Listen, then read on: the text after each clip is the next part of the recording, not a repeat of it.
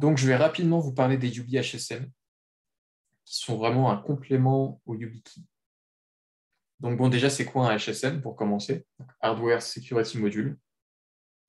Donc, c'est un dispositif physique qui protège et qui gère les clés privées pour une authentification forte et qui inclut un traitement crypto pour gérer à la fois la paire de clés symétrique et les certificats.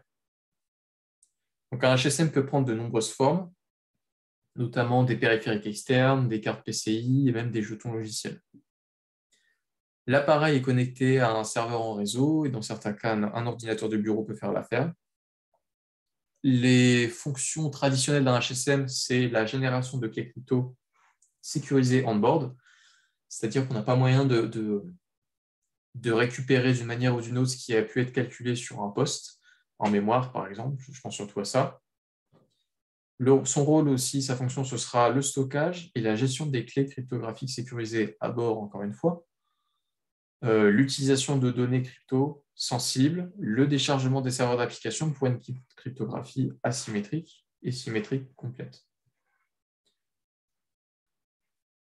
Donc, en plus de la YubiKey qui est conçue pour l'authentification des utilisateurs, on propose également le module de sécurité matérielle, à ma connaissance, le plus petit et le plus économique au monde pour protéger les secrets sur les serveurs standards.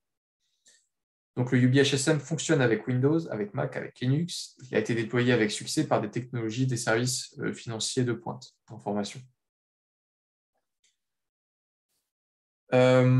Simplement, pour vous donner un ordre d'idée, si vous n'êtes pas très familier des HSM, où est-ce qu'on se situe exactement?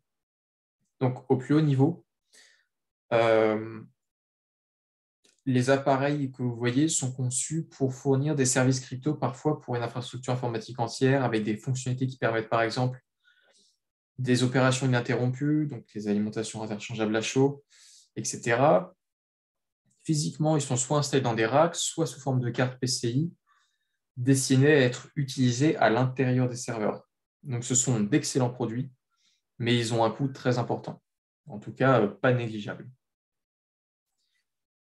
Légèrement moins coûteux et avec moins de performance, il existe également une classe de HSM qui sont principalement conçus pour être déplacés d'un emplacement à l'autre et utilisés pour fournir des services cryptographiques transportables hors ligne pour répondre à une variété de cas d'utilisation. Donc, ils sont généralement basés sur USB. Tout en bas, il existe également un certain nombre de produits qui sont souvent sous forme de clés USB et qui offrent de faibles performances ou un ensemble limité de fonctionnalités ou nécessitent un investissement supplémentaire dans des licences logicielles pour débloquer des fonctionnalités. Et en fait, la YubiHSM2 est positionnée pour fournir une sécurité matérielle abordable pour chaque serveur en tant que solution prête pour l'entreprise avec un grand ensemble de capacités pour des utilisations qui ne nécessitent pas que l'appareil fonctionne sur des charges constamment élevées. Exemple très précis, alors je regarde simplement si, je ne sais plus si j'avais inclus cette slide ou pas, mais un des cas d'usage les plus communs qu'on va rencontrer, c'est la sécurisation de PKI. Parce qu'en fait, ça arrive très souvent que des PME, même des petites PME, aient recours à des PKI pour certains services et certains rôles. Sauf que c'est évident que des petites PME ne vont pas se permettre d'acheter un HSM à 20 000 € pour sécuriser sa PKI. Et d'autre part, ce serait un petit peu surdimensionné parce que les PKI, les HSM à plusieurs dizaines de milliers d'euros sont faites pour travailler sous des charges très importantes, qui n'est absolument pas le cas d'une PKI qui, pour 100 utilisateurs, va effectuer peut-être 200 opérations à l'heure maximum. Donc, on n'a absolument pas besoin d'une puissance colossale pour le faire. Et ici, par exemple, la YubiHSM pourrait être un très bon compromis moyennant environ 600 €, encore une fois, sans licence, sans support, etc., pour venir sécuriser sa PKI de la manière le mieux dimensionnée possible, on va dire, et à moindre coût. Donc, comment est-ce que ça fonctionne? En fonctionnement, le KSP Yubico, c'est le conteneur, ce qui stocke les clés, si vous voulez. Le KSP de Yubico communique via le connecteur YubiHSM à la bibliothèque de UbiHSM2 qui permet au serveur Windows de stocker des clés sur le UbiHSM2. Donc, tout serveur Microsoft dans un réseau peut stocker une clé sur le UbiHSM2 via le KSP, son KSP. Donc, le UbiHSM2 peut fonctionner sur un serveur physique distinct avec un OS Microsoft ou Linux ou sur une instance de serveur virtuel, il n'y a aucun problème. Le serveur va communiquer avec les composants HSM Windows sur le réseau. Donc, on va retrouver le hardware, le connecteur qui doit être par contre installé sur la machine qui voudra dialoguer avec la HSM, et là surtout où la HSM est branchée. Ensuite, on va venir retrouver de la librairie. Donc, on va déjà retrouver la librairie que propose la UbiHSM, donc en C, en Python. Ensuite, on va venir retrouver les modules de l'interface PKCS 11 par défaut. Et ensuite, la couche supérieure qui est le KSP, c'est ce qui va stocker la clé, que ce soit SQL, un ADCS, etc.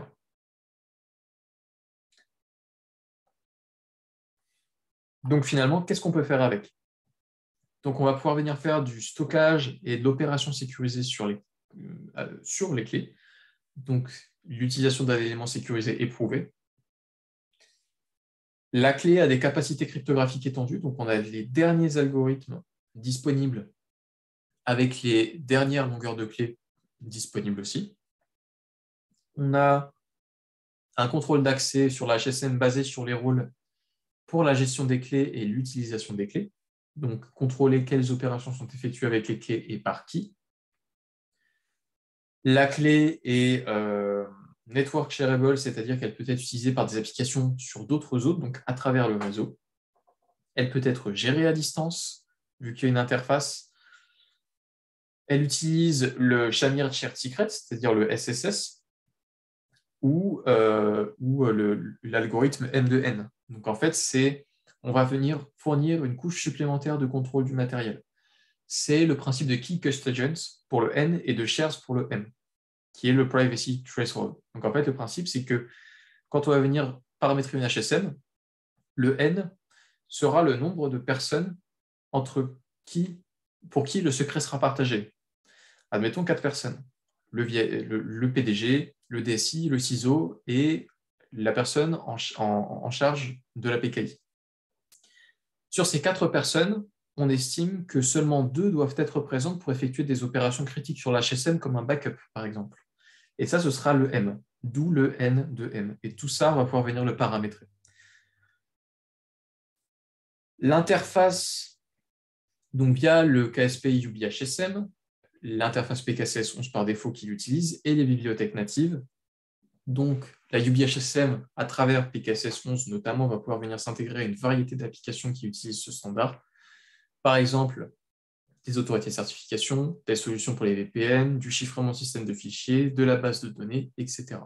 Et enfin, une capacité d'audit sur la clé, c'est-à-dire pouvoir avoir un historique de tout ce qui a été fait, calculé, exporté, créé sur la clé et calculé. Donc, qu'est-ce qu'on va pouvoir venir faire avec tout ça? Donc, on va par exemple venir pouvoir sécuriser une PKI. Donc, dans un module matériel sécurisé et inviolable. Donc, en utilisant un UbiHSM, on va pouvoir venir s'assurer que la clé principale pour chiffrer vos clés de transaction, vos smart cards de client, utilisateur, est conservée dans un module sécurisé inviolable.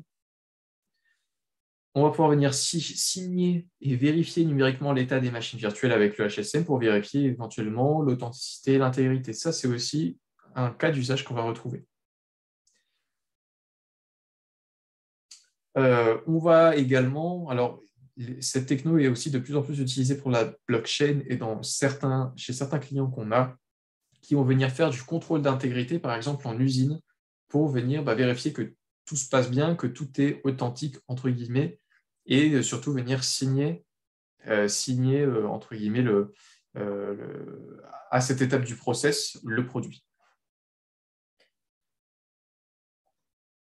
Alors, simplement à titre informatif, hein, les capacités cryptographiques de la clé. Donc là, on voit que, si vous jetez un œil très rapidement, qu'on est sur les derniers protocoles disponibles hors cryptographie quantique. Donc, on peut faire à peu près tout ce qu'il est possible de faire en embarquant pour autant des protocoles et surtout des longueurs de clé un petit peu legacy pour être sûr de pouvoir être interopérable avec un maximum de solutions.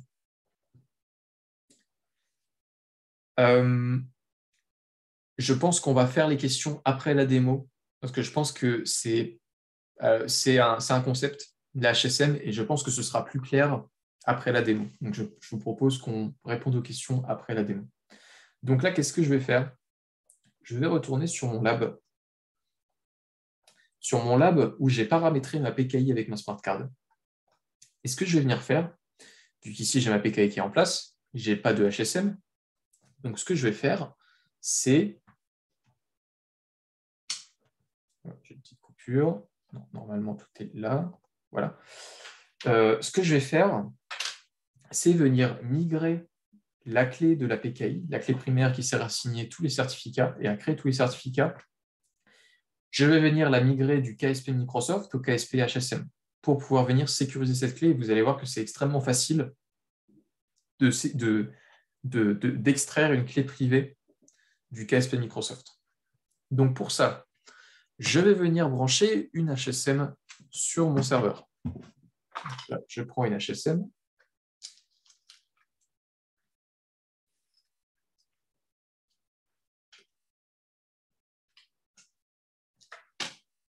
Je lui dis que je la connecte à mon serveur de certificat.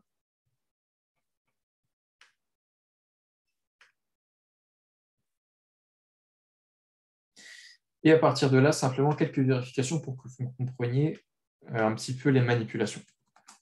Ici, je vais venir vérifier les certificats que j'ai à disposition.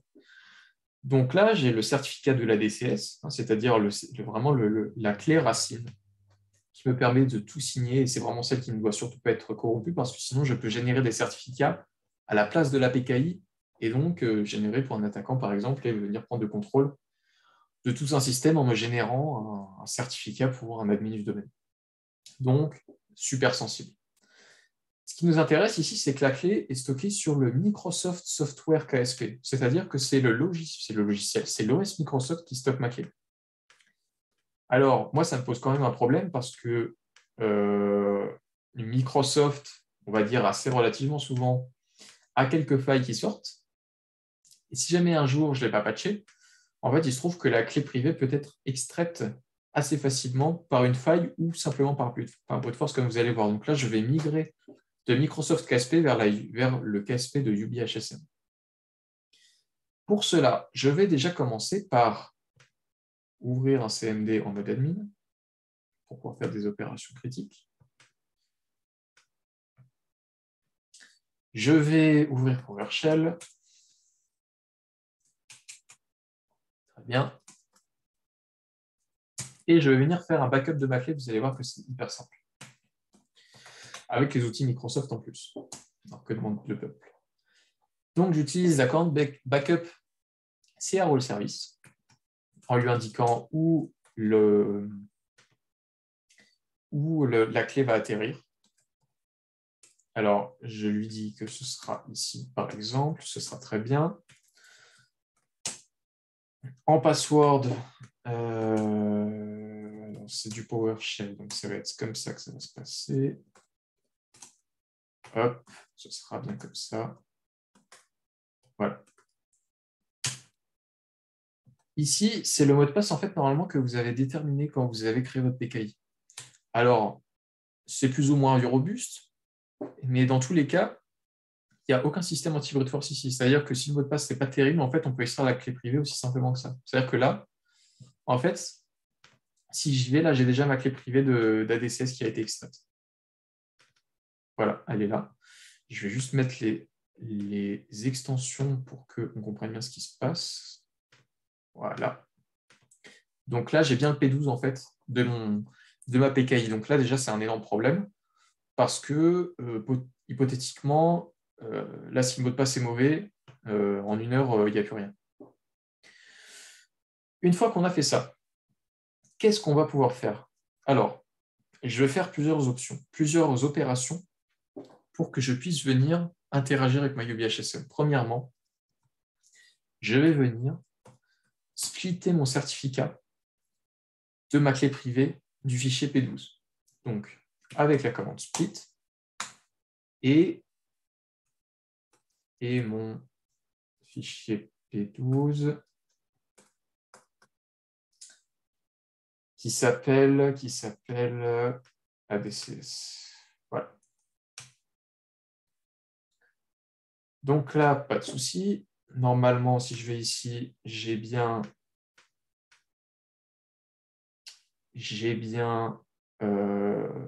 tac, tac, tac. Est-ce qu'il y a quelque chose que j'ai mal fait? Je vais juste aller me déplacer là, ce sera peut-être plus simple. Je ne sais pas ce qu'il m'a fait. Split dump.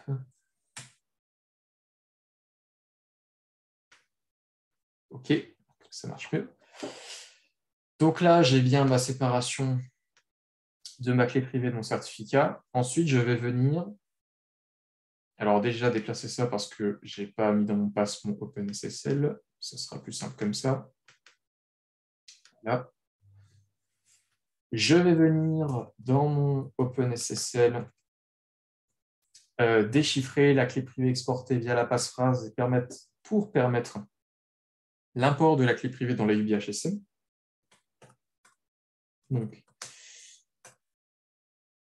desktop, OpenSSL, voilà.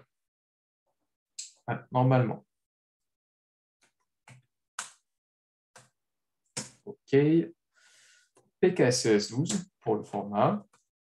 Ici, j'indique le chemin de ma clé privée. NoCert pour en fait qu'il ne récupère pas les certificats parce que ça ne m'intéresse pas, et nodes pour ne pas chiffrer la clé privée, en fait. Alors d'ailleurs, c'est out avant. Donc là, je vais avoir mon extrait de clé privée et l'option nodes. Je rentre la passphrase et de cette manière-là, déjà là, j'ai quelque chose d'intéressant qui est la CA.key. Donc en fait, si j'ouvre ça, j'ai quasiment ma clé privée pure. Mais je ne peux pas encore exporter en l'état parce que j'ai des parasites, on va dire, des commentaires, etc. Donc là, je vais simplement faire une dernière commande pour supprimer. Alors déjà, je vais déjà supprimer la passphrase pour commencer et surtout garder la clé privée pure. Donc pour ça, je vais supprimer la passphrase avec cette commande de la manière la plus simple possible.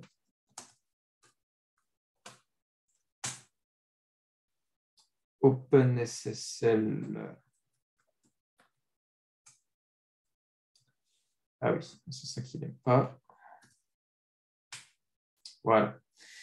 Et là, j'ai ma clé privée pure que j'ai pu extraire de mon ADCS. Donc là, on est bien d'accord que j'ai pu le faire, mais l'attaquant a pu faire exactement la même chose. Sauf que moi, le but, c'est de l'importer dans une HSM et lui, c'est de l'utiliser pour générer des certificats frauduleux. Et là, voilà, là, j'ai ma clé privée pure que je vais pouvoir venir importer dans la HSM. Maintenant que j'ai fait ça, on va pouvoir venir jouer un petit peu avec la HSM. Donc, je vais simplement venir déplacer ma clé vers mes commandes HSM. Ce sera plus simple pour moi de les manipuler. Donc, hop, bin. OK, je suis dans le bon répertoire. Alors, comment ça se passe? Alors, la YubiHSM dispose de plusieurs clés. On va retrouver une authentication key. L'authentication key, c'est ce qui va me permettre par défaut de communiquer entre mon application et ma HSM. Mais tout ça, je vais vous l'expliquer un petit peu après parce que sinon, ça risque d'être un petit peu trop abstrait.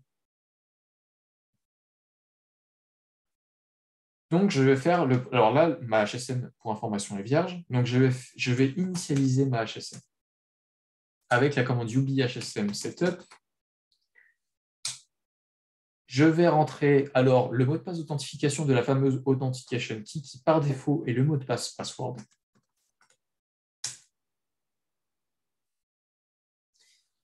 Ici, pour l'initialisation, il va me demander si je souhaite avoir des capacités de déchiffrement RSA. Et vu que la smart card utilise RSA, j'ai plutôt intérêt à dire oui.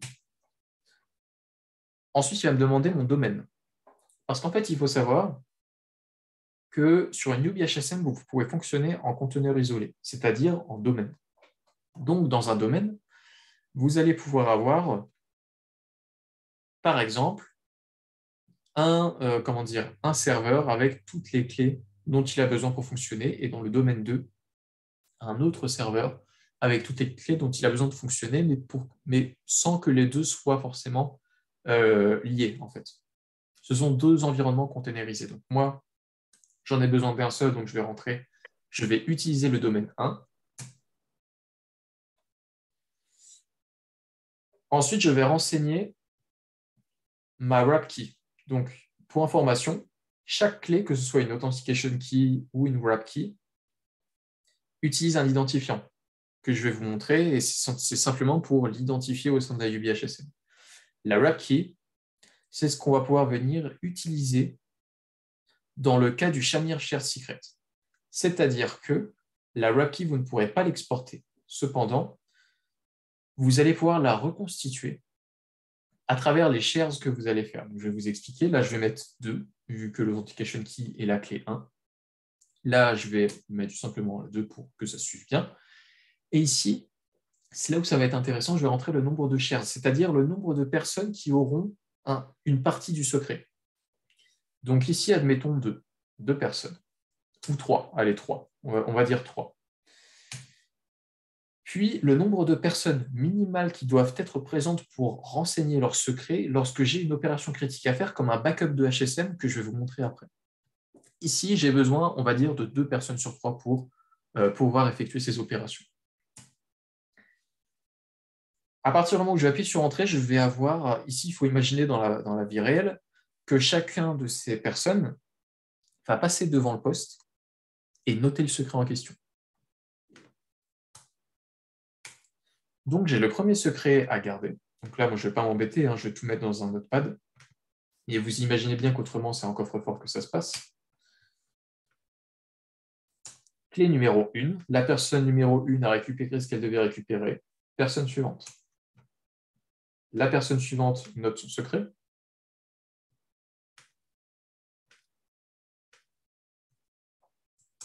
Elle sort de la pièce, la troisième personne entre. Secret numéro 3.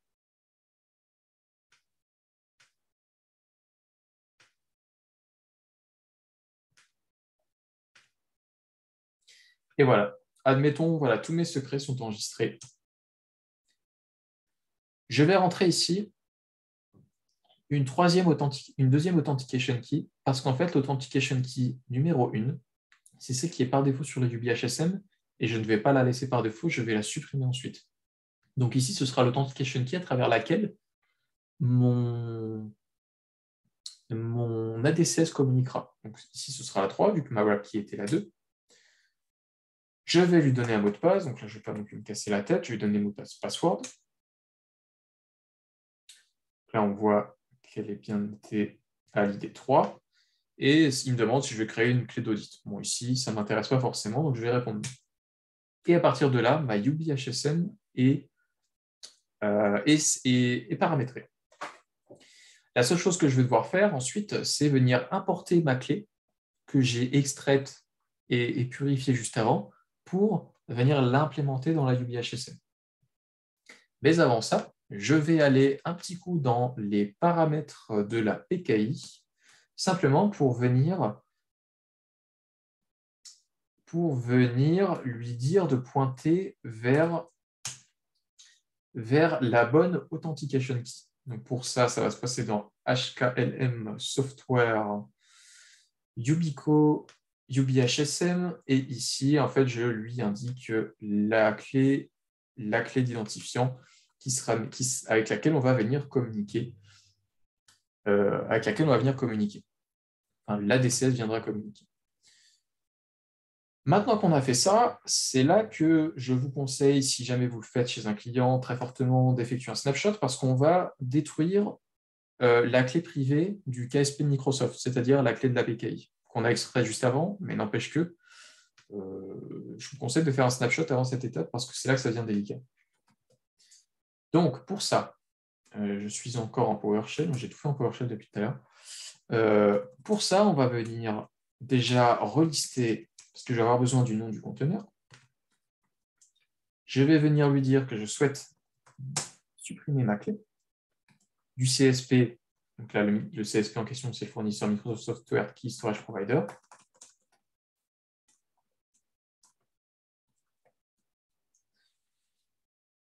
Avec le nom du conteneur pour lequel je vais venir détruire sa clé. Donc là, j'en ai qu'un. Et voilà. Donc là, si je refais un store my, en fait, je vais voir que j'ai le jeu de clés manquant, évidemment, parce que je viens de détruire la clé qui se trouvait dedans, en fait. Donc là, le KSP ne contient plus de secret. Et là, en l'état actuel, la PKI ne fonctionne plus, parce qu'elle n'a rien pour signer, elle n'a plus sa clé.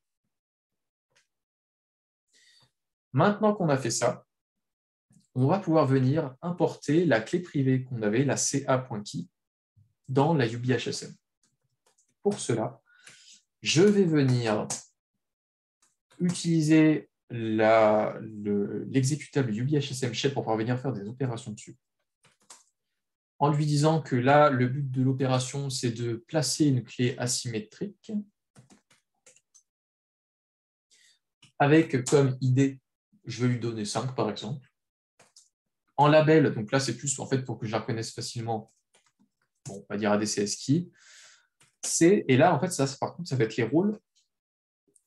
rôles qu'aura droit la clé dans la UBHSM. Donc là, par contre, il ne faut pas faire n'importe quoi. On va mettre tous les rôles dont une PKI a besoin de toutes les opérations qu'une PKI fera avec une clé privée, donc c'est-à-dire signée, c'est-à-dire je vais pouvoir l'exporter sous wrap, c'est-à-dire avec les secrets qu'on a générés avant, et surtout évidemment déchiffrer. Et tout ça avec la ca.key qu'on va venir importer. Là, je suis en train de me connecter à ma UBHSM. Donc, il me demande mon mot de passe et ma clé asymétrique a bien été importée. Là, je vais simplement venir me connecter à ma UBHSM pour que vous compreniez ce qui se passe. Donc, je lui dis que je me connecte. Je lui dis que je me connecte et ensuite, je vais venir lister mes objets avec la commande, ça m'avait échappé, get, il me semble, c'est ça, à travers, non, c'est pas ça, j'ai dit des bêtises, session open 1, donc open 1, en fait, c'est le domaine. Je vais rentrer le mot de passe de l'authentication key et à partir de là, je suis dans ma HSM et je vais pouvoir venir naviguer pour voir ce qui se passe à l'intérieur. Get object info. Donc, par exemple, si je regarde la clé asymétrique avec l'ID 5, avec l'ID 5 qui est une asymétrie. En fait, j'ai toutes les informations sur ma clé asymétrique. Il y a une autre commande en fait pour tout voir directement. Je ne connais plus cette commande. Faut que je la retrouve. En tout cas, on a la possibilité de voir toutes les clés qu'on a rentrées, donc l'ID2, la web key, l'ID3, l'authentication key, et l'ID5, la symmetric key. Chacune ont leur rôle bien particulier. Maintenant qu'on a fait ça, maintenant qu'on a importé la clé privée, on va pouvoir venir réparer, entre guillemets, notre store qui n'a plus de clé privée pour qu'il vienne en fait rechercher rechercher la clé privée qui est ailleurs maintenant, qui est dans un autre KSP, à savoir celui de la UBHSM. Donc pour ça, on va venir dire, avec la commande Repair-Store. Alors, non, déjà, encore une fois, je vais revenir faire ça pour récupérer mon nom de conteneur. Je vais cette fois-ci venir lui dire Repair-Store. L'identifiant en question du conteneur dont je souhaite récupérer la clé privée, avec my pour mes certificats personnels. Et je fais entrer là, en fait, CertUtil est en train de chercher dans tous les KSP où se situe la clé privée. Là, vous voyez, il l'a retrouvé. C'est le label en fait, que j'avais donné au nom de la clé privée. Et surtout, ici, on voit que le fournisseur, maintenant, c'est UBHSM Key Storage Provider. Donc, en fait, on a migré la clé privée du KSP logiciel Microsoft à la UBHSM. La seule chose qu'on a à faire maintenant, c'est d'aller encore une fois simplement modifier une petite chose dans le regedit. Dans la partie HKLM, système current control set, service, cert SVC, configuration, CSP. Et en fait, là, on va simplement venir dire à la PKI de pointer vers un autre provider que celui-ci, qui est le UBHSM Key Storage Provider. Je vais faire la même chose pour la partie encryption CSP.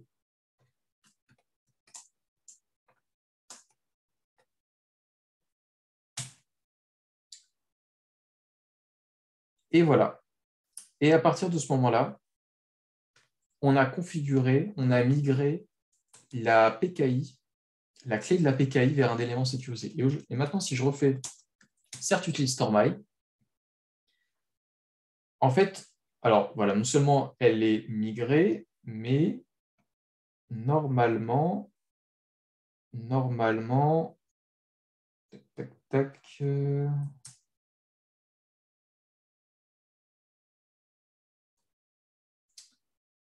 ce qui veut dire que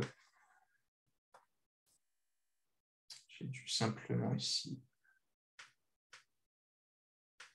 tac, tac, si je refais ça,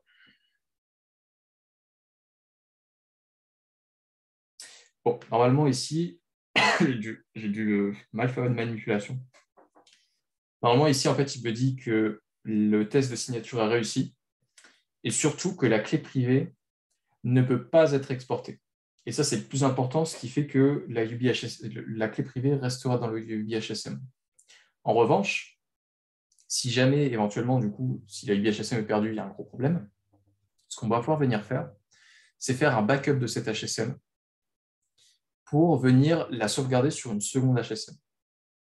Et donc, pour ça, ce que je vais venir faire, c'est un dump de ma HSM avec la commande UBHSM setup, pareil, et un dump. Ici, je vais rentrer mon mot de passe, ma clé d'authentification pour pouvoir communiquer.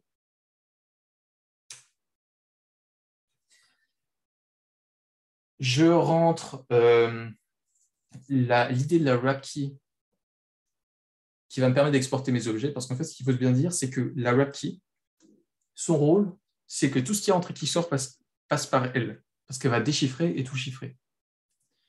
Donc là, en fait, ce qu'on lui dit, c'est qu'on va utiliser la wrap key 2, de toute façon, j'en ai qu'une, pour venir faire les exports des objets dans la HSM, ce qui veut dire que tout ce qui sortira sera chiffré par la wrap key. Évidemment, on ne peut pas extraire l'authentication key numéro 1 parce qu'elle était déjà d'usine dans le UBHSM.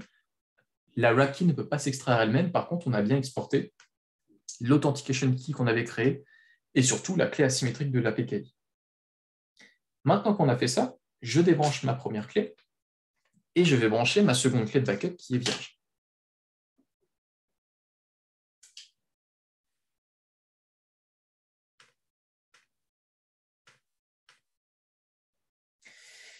Une fois que j'ai fait ça, je vais encore une fois utiliser l'utilitaire Et là, ma clé est vierge, hein, je n'ai même pas fait de setup encore. Je vais réutiliser le setup, restore. Alors d'ailleurs, vous pourrez voir entre-temps que dans les exports, on a bien nos deux clés là qui ont été exportées sous forme de fichiers, mais qui sont chiffrés. Juste ce temps qu'on fasse le backup en fait. Donc là, on va dire, par contre, cette commande doit être lancée là dans l'arborescence où il y a les fichiers en question. Je clique sur Restore. Je rentre mon mot de passe. Donc là, c'est le mot de passe de l'authentication qui est numéro 1, celle par défaut, c'est-à-dire password. Et ici, là, il va venir me redemander le nombre de shares. Alors, et c'est ici en fait que la web key et le Shamir Shared Secret et les shares sont importants pour ce genre d'opération critique. Qu'est-ce qui se passe? Un client a une HSM qu'il a depuis un certain temps et il a les moyens de s'en acheter une deuxième maintenant pour être plus résilient. Seulement, voilà, quand ils l'ont créé, ils ont défini qu'il y avait 3 personnes qui devaient avoir des shares, dont 2, peu importe lesquelles, devaient être présentes pour pouvoir faire ces opérations critiques. Donc là, admettons, ils ont fait le dump de la première, ils branchent la deuxième qu'ils viennent de recevoir, on leur demande d'être au moins 2 sur 3 présents en partageant leurs shares pour pouvoir reconstituer la web key. C'est-à-dire qu'en fait, la somme des shares va permettre de reconstituer la web key dans la UB HSM dès que j'aurai rentré mes shares. Et une fois que j'aurai la web key dans ma UB HSM, je vais pouvoir importer les 2 fichiers chiffrés qui avaient été chiffrés par la web key. Parce que la web key, du coup, elle sera présente dans la UB HSM. En fait, c'est toute l'astuce du système. Donc là, admettons, la personne numéro 1 approche et rentre son share. La personne numéro 2, ou tiens, admettons, la personne numéro 3. Ah, j'ai fait une connerie en plus. C'était pas du tout ça qu'il fallait faire. Là, c'était le nombre de shares. Donc, le nombre de shares, c'est 3, pardon. Le nombre de shares, c'est 3. Et le nombre de shares, c'est 3. Alors, est-ce que c'est N ou est-ce que c'est M ici? Je ne sais plus. Non, je dirais que c'est le nombre de personnes qui doivent être là, c'est-à-dire 2. 2. Share numéro 1. Voilà. Share numéro 2. Admettons celui-là, par exemple.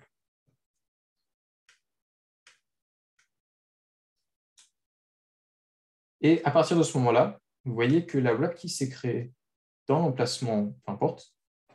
Et vu que la web key est présente, on a pu importer ces 2 objets qui avaient été chiffrés par la web key. Donc là, vu qu'elle est présente, on va pouvoir venir les réimporter. Et de cette manière-là, j'ai créé un backup sur ma UB HSM. Voilà pour la partie HSM. Comment ça se passe? À quoi ça sert? Est-ce que vous avez des questions sur la partie HSM qui est un peu complexe? Je l'admets. Mais est-ce que c'est compréhensible? Est-ce que vous avez des questions sur ce que vous venez de voir? Est-ce qu'il y a une procédure pour pouvoir Excusez-moi, ça a copier? coupé. Est-ce que vous m'entendez? Oui. Je demandais s'il y a une procédure quelque part qui permet de reproduire un peu ça en test. Oui, tout à fait. Sur le site de Yubico, vous allez retrouver toute la documentation pour venir. Alors, soit lors d'une création de PKI, ce qui est évidemment le plus simple, vous allez pouvoir venir directement intégrer une UBHSM sans avoir besoin de faire tout ce que j'ai fait, soit la UBHSM est déjà en place et vous allez devoir faire une migration. Mais dans les 2 cas, il y a la procédure sur le site de Yubico et si jamais vous avez des soucis, vous pouvez contacter Yubico, me contacter moi ou contacter voilà, une personne que nous, on pourra vous conseiller éventuellement si jamais il y a des soucis.